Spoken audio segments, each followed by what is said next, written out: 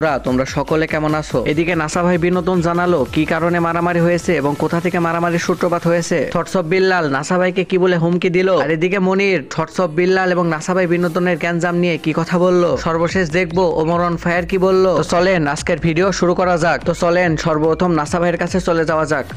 রবিবারে অনেকে আমাকে কিছু টাকা দিও বলছে কোনিমিয়ার জন্য, তো এইভাবে টুকটাক কাজ করতেছি। উনার হিসাব হচ্ছে উনি যে মাজার তৈরি করে কাজ করে সেই মাজারে আমি কেন যোগ দেই না, তার মাজারে আমি যোগ দিই না অ্যাজ লাইক দ্যাট, মানে তাকে যে সবাই চাটে, রাসেল কেন চাটে না, এটাই একটা ভিতরে খুব।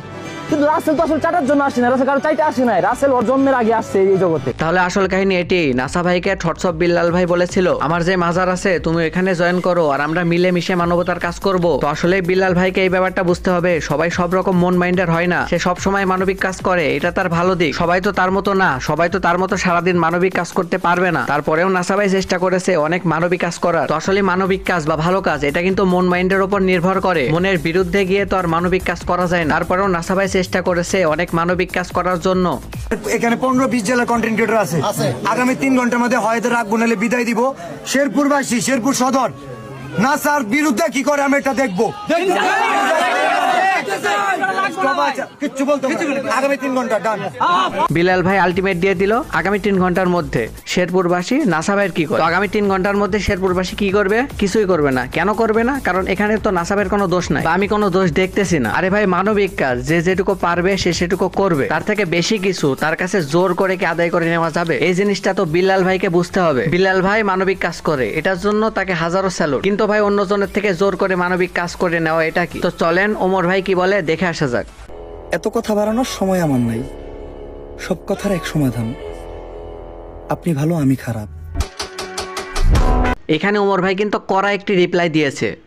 যার যা খুশি বলতে পারে, এগুলা নিয়ে আমি কখনো মাথা ঘামাই না, কারণ আমি জানি যে কুকুর বেশি ঘেউ ঘেউ করে সে কুকুর কখনো কামড়ায়। তো চলেন মনির ভাই কি বলে দেখে আসা যাক। ওই শালাই নাকি মানবতার ফেরিওয়ালা হাজির। আরে ভাই তোর সামর্থ্য আছে তুই দে ভাই, তুই একলাই দি, 10 লাখ টাকা তুই একলাই দি না, তুই যে ভিক্ষা করছিস জেলাই একলাই দি।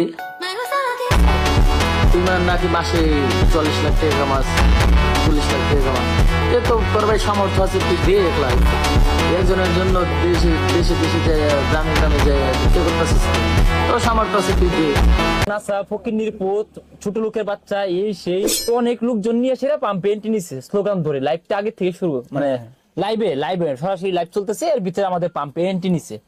তা আমরা যে জায়গায় বসে আড্ডা দিই, যে এই জায়গাটায় পাম্পে এখানে এন্ট্রি নিচ্ছে। নেওয়ার পরেই উনি পুরা ফিল্মি স্টাইলে, মানে এমন হচ্ছে খলনায়কের মতো বাইক থেকে নেমে সেরে আমার টিম মেম্বার আমিনকে থাপা দিয়ে ধরছে, ধরে সেরে বলতেছে আজকে আসছে এখানে না তোর জায়গা নিতে আসছে, তোর জায়গা তুই জায়গা দিবি।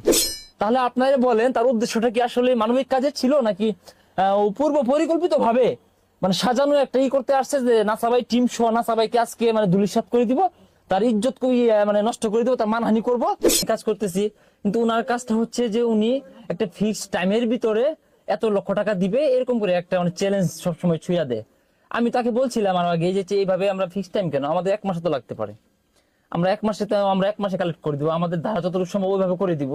কারণ উনার হয়তো বা হিউজ পরিমাণ টাকা আছে, উনি হয়তো বা ওইটা কালেক্ট না করতে পারলে নির্দিষ্ট টাইমের ভিতরে, তাহলে উনি নিজে দিয়ে দিবে, এরকম একটা প্রতিশ্রুতি সবসময় দিয়ে থাকেন।